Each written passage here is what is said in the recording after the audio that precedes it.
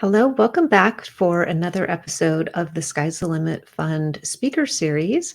I'm Brenda Zane. I'm the lucky Sky's the Limit Fund board member who gets to host these conversations and have really interesting discussions with really interesting people.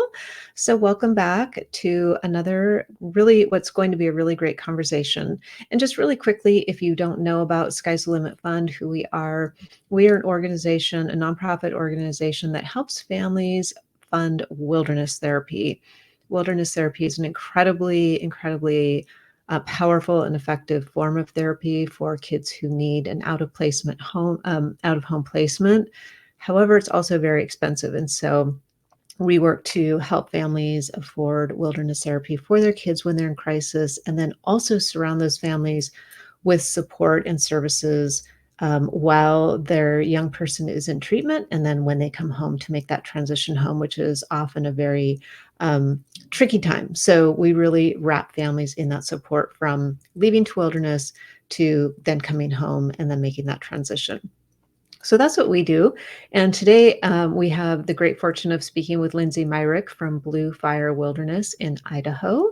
And we are going to be talking about a topic that I am very passionate about, which is mindfulness and really having a little bit more control over our emotions and our reactions and really responding versus reacting when things get tricky with our kids, which we know they do. So that's what we're going to be talking about today. I love the topic that Lindsay sent us. You don't have to be calm all of the time. So that's going to be a great conversation. So welcome, Lindsay. Hi.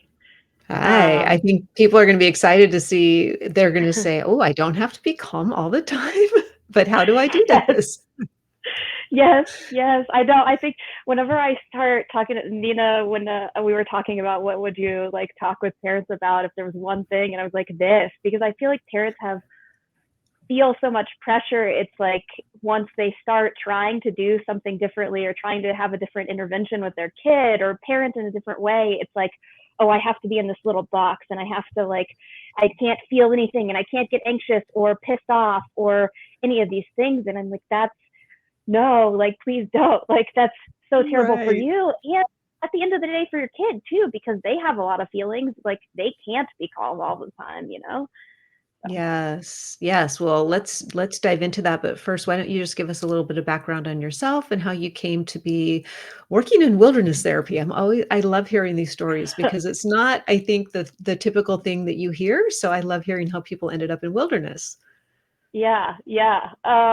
Well, I'll start off with the like now, I'm the assistant clinical director and a primary therapist at blueFire Wilderness in Idaho. And as far as like my clinical practice, I focus a lot on kind of trauma, attachment, and then these like kind of mixed with that, some family system stuff, and usually like some cognitive differences, whether that's like neurodiversity, like, ADHD, like spectrum, processing speed gaps, nonverbal learning disorder, that kind of thing, all kind of mixed in together. So I kind of like that we're constantly solving a Rubik's Cube and trying to hit multiple targets at once. And then how I got to wilderness, that's a great question. It could be a long, stumbling story. Cliff Notes version. Like, filled with like, 20 different young adult existential crises, but Yes.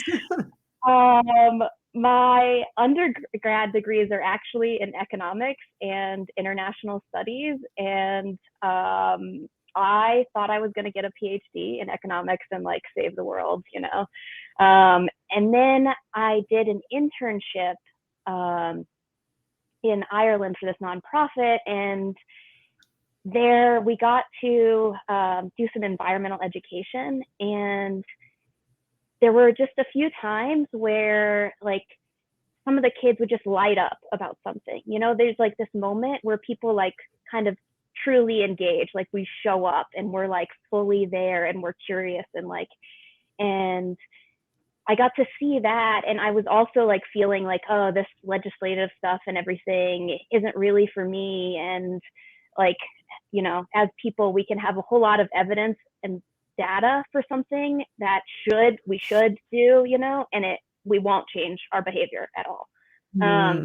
And so I was kind of like realizing that. And then from there, I was like, okay, well, I want to do that. I want to like help people have that spark. And then I kind of stumbled into guiding. So I guided rock climbing, backpacking, canoeing, all of that for my undergrad outdoor program. And then heard about wilderness therapy through that. And it was actually my first job out of undergrad was being a wilderness therapy instructor, and moved up Wow. to Vermont and from Texas. So any of you that have Wow, that's a move. a winter, any of you that have kids who are in a winter environment now that are from like the South, I very much empathize with you, and like all the questions for like, but really, how are they going to stay alive? Like, Yes. I promise they will, and it's okay and actually fun. But yeah, Yes. and I haven't looked back Awesome. since. So. That's amazing. That's really great. Yeah, I often tell, this is just a side tangent, but I often tell parents who are worried about sending their kids to wilderness in the winter that that's what I did with my son, and he wore it as a badge when he got to residential treatment, and when he talks about it, he's like, "Yeah, dude, but you didn't go in February like I Yeah. did." So it can become a really good thing because it's something that they can be really proud of that they did wilderness in the winter. So anyway, that was a Mm-hmm. tangent, but, let's talk about this idea of our emotions and really responding instead of reacting. I know that there's something called the window of tolerance, and I would love to have you share what that is. Mm-hmm. Mm-hmm. So, like, when we think about like our experiences, like all of the things that go on for us at any point in the day, like we have our window of tolerance. If you imagine, like, kind of for those of you who can't see me on video, two parallel lines, like almost like an equal sign, and then like rolling wave in between those two parallel lines. That's kind of our window of tolerance. And the wave is rolling because the way our nervous system works and our body functions is that we don't just stay steady baseline, that it doesn't exist, right? We need to, in order to be motivated, get up, move, like have some like nervous system charge, right? And so our nervous system will get activated. Like you can kind of think about this in your day, like you wake up in the morning and you're still kind of groggy and tired, and you're maybe having these grumbling thoughts of like, oh my gosh, like I have to like do this thing today at work, or like, oh my gosh, like there's a like play at school because it's the holidays, and like we're gonna have to wrangle like all the kids into the car, and like where's that boot at, and you're kind of getting out of bed at this point, and then your nervous system is starting to switch from its like kind of down rest state into a more up state. And so you're kind of feeling a little bit more energy. You're getting some light in your eyes, like, okay, you're finding the different things, you're moving, getting breakfast. Everybody's kind of out the door at this point, and you're sitting in the car, and like you can feel your energy start to come down just a little bit, and you're like kind of breathing out, your heart rate slows, like you're maybe a little bit more contemplative, and that's actually important, right? Then that kind of rest, that state is where our body can digest, heal, recharge, integrate memories. And so both states, the up state and the down state, are important, and we're constantly moving through them throughout the day. And even in our breath, like you can think about like your breath, like there's, when you breathe in, if you take like a sharp breath in, there's a little bit of nervous system activation there as far as like up. And then if you breathe out, there's that kind of like, you can feel your body relax. So every Right. moment of the day, right, like our nervous system is going up and down. And then events are happening all day. So like maybe at one point, one of the kids starts arguing with the other one. So you get even more of like a little bit of a charge than your nervous system would regularly do, because you're like, oh, what are we going to do about this? What are they even fighting about? Like, and are we going to make it on time? Oh no, we're already late, and you start having all these thoughts. And the idea is not that like you do not have those thoughts or feelings. Those are normal reactions to something stressful happening.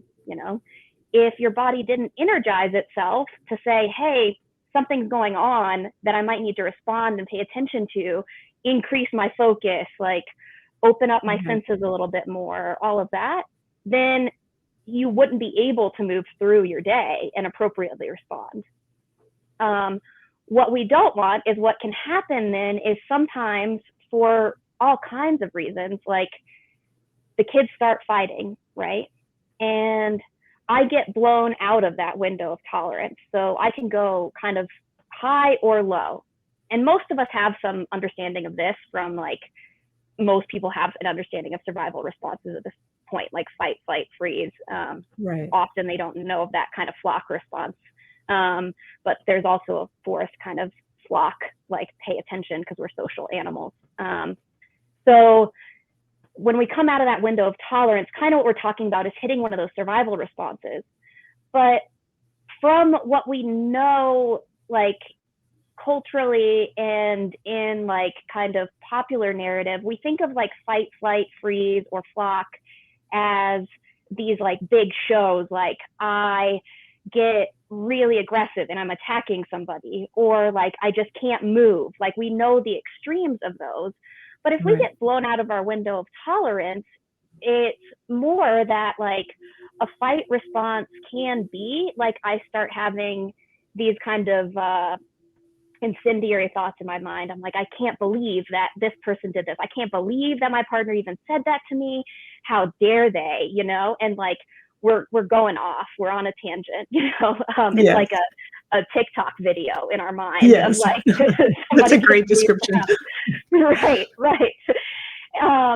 Or like that flight response can be more like, I just can't take this anymore. Like, this is all too much, you know? And like, either one, we can start to like physiological things start happening, you know, our heart rate starts to go up. Our breathing gets a little bit shallower. It moves up into our chest and it will often increase. Our body starts pumping different like hormones to prepare us to be able to respond quickly to stimulus. The parts of our brain that are like working for organization, planning, and like connection relationship aren't as online anymore. And I'll be like put in a caveat, I'm not a neuroscientist. So like this is not if you are awesome, you can probably explain this much more intensively than me, and that's not where we're at. But it's not what you need to know right now. So that is happening. And then because this cascade of things is happening in us, and we often start, without being aware of it, start acting and behaving in our environment. Like we know we're not okay, obviously, but we don't realize like that, hey, this is all going on inside of me. We start reacting to control the environment rather than responding to what's in us, paying attention to it, and then responding to the environment, you know? And then often that like freeze response, some people will go there and like it will be like just when you can't really think clearly. And sometimes that will have, there's two different layers to a freeze response. A freeze response can be like almost when like the gas and the brakes are on in the car in the same time, you know, so there's a lot of energy just below the surface. But like I'm very kind of still, like my movements are more guarded. I might not be able to like respond and like have as much nonverbal of what's going on inside of me, but inside of me, it feels like, you know, and a lot of often like we're like socialized within gender to have different responses to emotions. So I see like a lot of dads may have that response because they think they have to be strong, you know, and like not add to the chaos. And so they'll try to get like really still, you know, and like inside it's like, you know, and then other people will think that they're angry or that they don't care when really they care a whole lot. There's a lot going on inside of here, you know? And so then from any of these places, like we're not building relationship and having constructive problem solving. We're often having problem solving that we try to stop the thing right now that's happening to make this uncomfortable, rather than like thinking about okay, what is actually going on right now? And like, what is going to help long term? What's my intention here? Like, what do I need to do? What am I trying to keep in the forefront of my mind? What does my kid need? You know, like, what are they really asking for here? What's really going on for them? You know, because as a parent, you kind of have these like dual things you're trying to do in that moment. Your nervous system is trying to function for you, but in many ways, like what's happening in that parent-kid relationship or parent like adult-kid relationship is that your nervous system is also teaching your kid's nervous system how to respond. Yes. So, and theirs doesn't know how to do it, you know? And so then you're having like your nervous system is doing the work sometimes of like two human beings.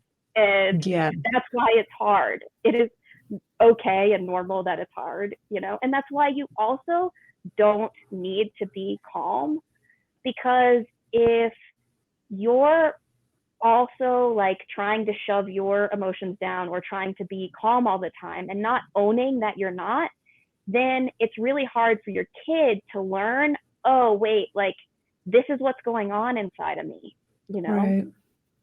I'll So pause if because I'm writing a lot. Go ahead. yeah, no, I just had a question about that. If we do say, okay, I just cannot be calm right now. This is just something that has me well outside of, I liked your zone. Maybe I'm way up here. What can we do? What's a healthy or productive way sort of to express that so that we're not inappropriate or kind of making the situation worse? Because I know just from experience that it can, the more I would get elevated with my son when he was struggling, then the more he would get elevated. And so I just wonder if you have ideas on how can we, feel okay to not always have to be calm and sort of like you said, like, we're just sort of like gritting our teeth and putting on an external front. How do we do that? Right. I mean, I think there's layers to it. So some of it is like getting into the practice to knowing what's even going on with me, which will kind of dive into the mindfulness stuff. And then some of it's like some tools you can use that I think are really helpful or really good I feel statement. Like therapists don't ask you to talk about your feelings. I mean, I can speak for myself, especially. Like, I actually have a hard time with feelings, which is hilarious because I'm a therapist. Like, but I'm a much more like doer person. That's my comfort zone. I'm like, let's go. What's the plan? And we're gonna get through it. Right. But like, we don't ask that because it's the most important thing. We ask because it's one of the most often overlooked things that we are reacting to, and we don't know the full story of what we're reacting to and why. And so we're trying to fix a problem, in air quotes, without really understanding what is even going on in the situation. So that's why we ask a lot, like, what are you feeling? What's going on here? And so I think it's in that moment being able to ask yourself. And at first, like, it's doing some things like you starting with like very simple ownership, like instead of starting with the other person and like, you're doing this, you have to stop. Like, you've got to start with like grounding back into like, oh, like me, like all I have control over is this. And it can look as simple as laughing at yourself and taking a second and being like, I can't even think straight right now. I need to take a breath, like, and saying what you are going to do. And like, it may be that your kid is like screaming at you in this moment. Like, you are having a normal human response to somebody else in like pain or suffering, Yeah. And so it can be something as simple like starting with just owning what's going on for me and what am I going to do starts to get your nervous system a little bit more calmed down, because what we can do in those situations is we start by trying to calm us down by controlling the other person, Right. And so we'll say like, you have to calm down right now. And it's like, well, if I told you that right now, you'd be like, what? That is the least helpful thing anybody's ever said to me. Like, Right. Or we'll say things like, you know, are you okay? Which is a very understandable, caring question. But like sometimes when we ask that question, it's like the person's crying and they're like, no, and I feel even less okay right now because like you don't realize this isn't okay, you know? Yeah. Um, so it, they're like, one of our therapists, Charles, talks about there's like 5 guarantees if you try to control another person. You know, you are guaranteed to feel hopeless, helpless, powerless, frustrated, and depressed. Because, Oh, that's a good yeah, list. yeah, right. And I say that because those are good cues too. If you're noticing yourself amped up, you're responding to your kid, and you're just getting more and more frustrated, Yeah. that's your cue to stop and get back into like your control and window of tolerance, and like take a breath and ask yourself, even internally, some curious questions and realize you do not have to respond right now. Unless Mm. there is an immediate safety situation, which I know some of you do have to like face in Yeah. your life. And in that case, even taking that breath and then saying, hey, where is my phone? Because I need to call some help, whether that's like another family member or the police or an ambulance, like, you Yeah. know, but like taking that big breath and trying to breathe into like your belly, like fully extending that, and out, and knowing that if you can just pause to do that, to get your senses back online, it takes a moment, and you are going to act then and say, okay, where is my phone? I need help. Or if it's not an immediate safety situation, and that might be one of the first curious questions you ask yourself is, are we okay right now? You know, is anybody's physical health in immediate danger? Right. Right. And starting to get, because that's what those stress responses are doing. It feels like I am in immediate danger. I am not going to be okay. In a very real, like visceral survival sense, because this person I've connected to is very not okay.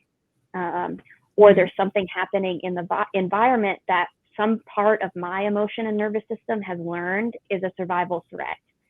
And by the way, because we're social animals, social things feel that way too, right? To be ostracized from the pack as a human being is very threatening, you know? Yeah. And so it's to notice and start to just ratchet down from there. Like, okay, breathe. Am I physically safe right now? Are you physically safe right now? You know? Okay. And then from there, like, whoa, like what is going on in me? And you might say out loud, like, I'm going to take some breaths right now real quick and just assess what's going on, you know? Okay, like I hear, like, and you start, instead of having to respond to the situation and change something immediately, trying to kind of assess mode first. What am I reacting to? What are you reacting to? You know? Yeah. And use that different part of your mind. It's really powerful, I think when you can do that, because not only does it give you a little bit of control, but it, like you said earlier, it models for whoever else you're interacting with that this is an okay way to kind of navigate through this moment. And I know that this is kind of what we're talking about is mindfulness. I think that can be a really misunderstood term because people might think of like a monk in the mountains in, the Himalayas or something. What is, I guess I would ask, first of all, is this overall kind of mindfulness that we're talking about? And then what is your definition of that? And sort of maybe we can launch into that a little bit. Yeah, I mean, this is kind of mindfulness that we're talking about, right? To be able to, so there are a lot of definitions of mindfulness out there, and there's mindfulness as kind of a trait or like a skill, right? And then there's mindfulness practice, and we conflate those two. And like meditation is a type of mindfulness practice. So just so we know that, but mindfulness, kind of one of the people who talks a lot about mindfulness is John Kabat-Zinn. So you can look up lots of things from him online. And one like really easy, quick base definition he gives is paying attention on purpose to the present moment without judgment. And right. And so like we all kind of understand like the mindfulness, like being present, paying attention part.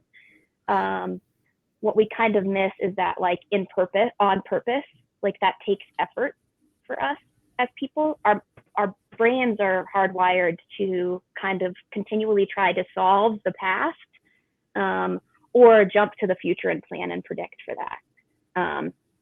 And it's not bad always. It's bad if you can't like notice it's happening, because then it's hard to be in control right here and right now, you know? Yeah.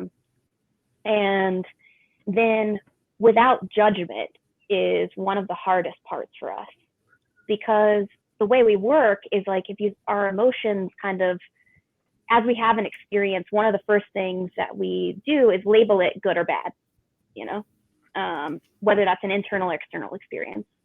And that's a judgment.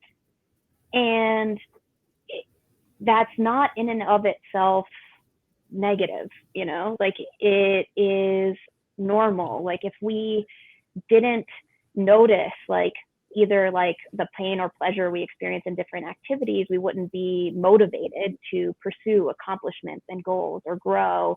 And we also wouldn't learn socially and like change in relationships. You know, it'd be hard to like coexist with other people. We're talking about more like the lack of curiosity and compassion in that non-judgment sometimes, that we start to label things like, I am angry right now, you know, or I feel really sad, and we'll judge those as bad. Or certain like emotions or thoughts like that we have, like sometimes as parents, you will not like your kid very much, you know, and that might be moments. And it's also like you and your kid might be very different human beings that don't have a lot of the same interests, even if something hard isn't going on, you know. And I would see parents judge themselves a lot for that, or having those thoughts, and then they react out of them or react out of trying to suppress them and kind of end up creating problems. So that's what kind of mindfulness is. And it's one of the most helpful things you can do for yourself and your kid, is to develop some kind of mindfulness practice. If you do nothing else as a parent, I would say to do that, because Brenda and I were talking about this a little bit before. By the time you get to residential treatment, my kind of bias is that like nobody doesn't have trauma at this point, because you know, like you're getting to me like this is a rupture in your family system, right? Like your kid has to be away from your home, you know. That's really hard. And usually like you're getting to me because like you have had multiple stressors that all day, every day for a consistent amount of time. And so your nervous system is wound up, and you've had to try to integrate in a way that other people might not have, that like all of the things that human beings can do and feel, right? And that like at any moment things can go sideways on you. And that's hard.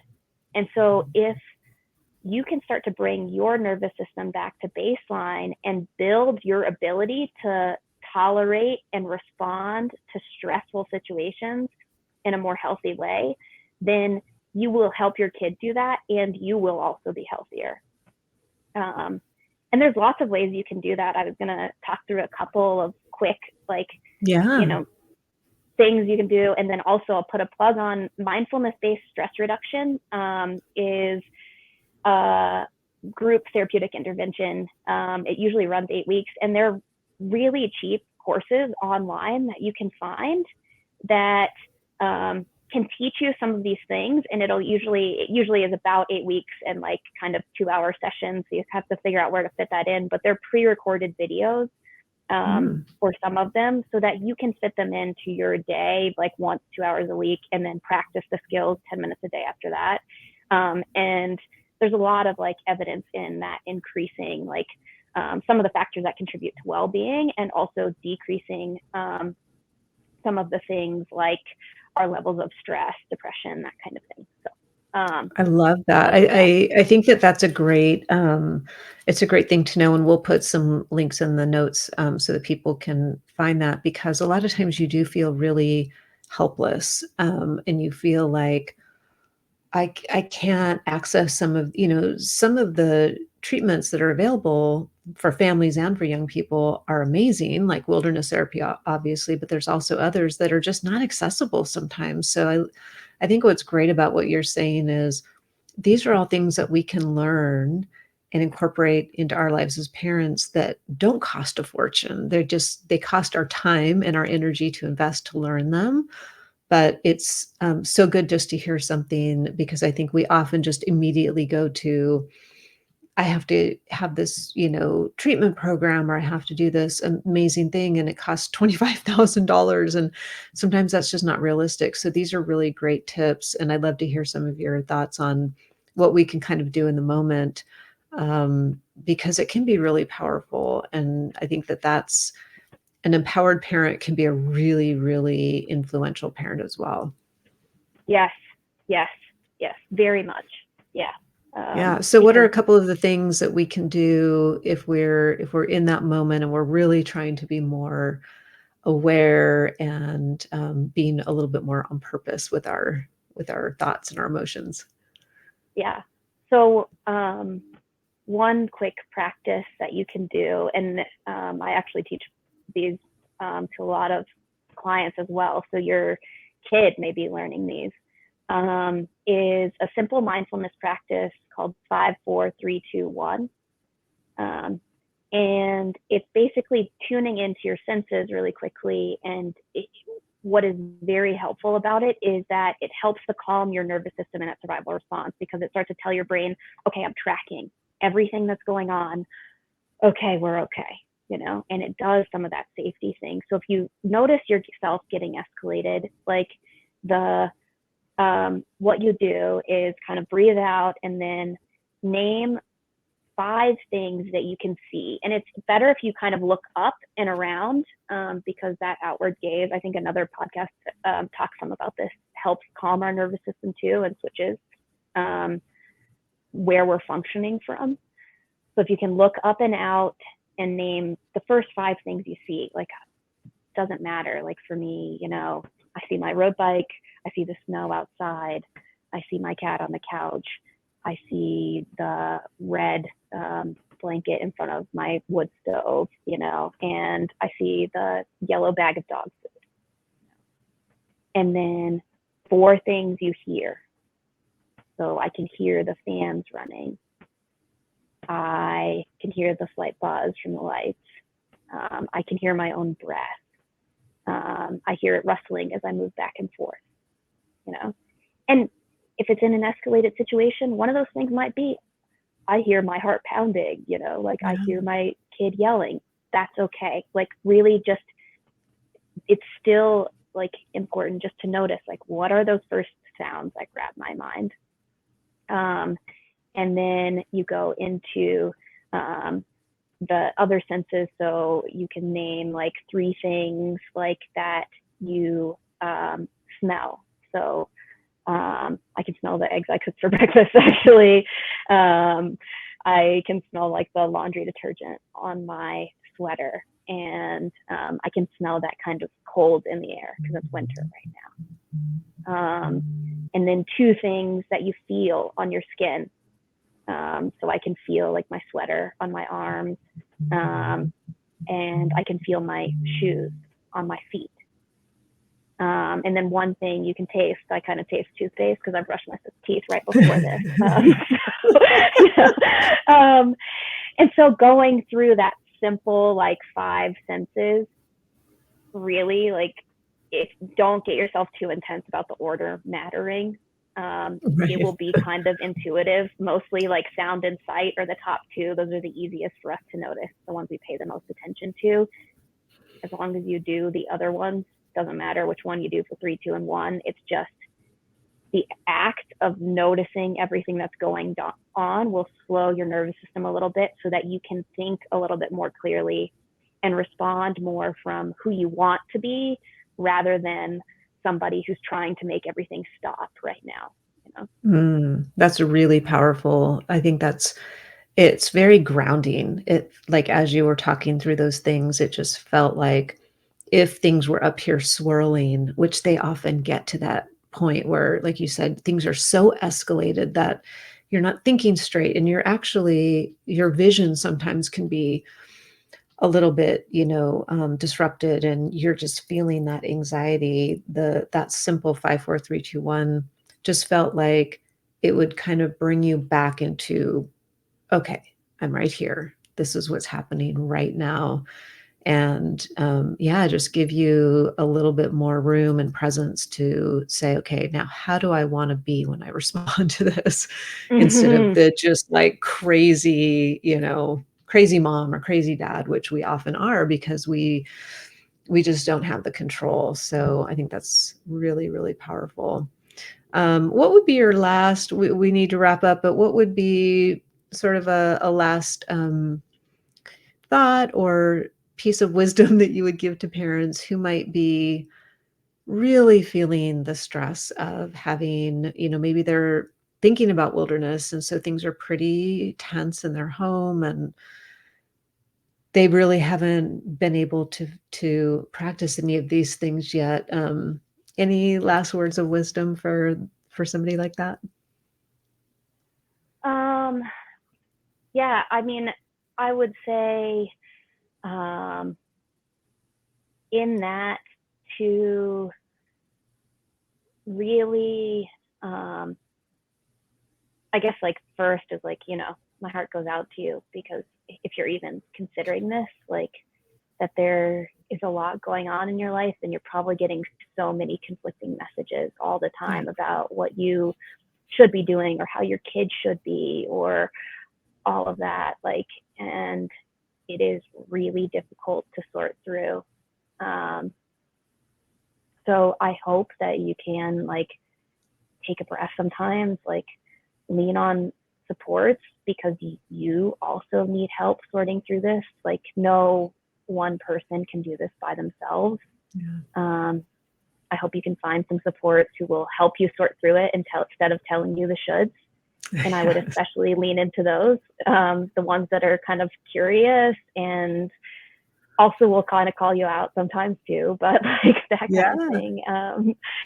And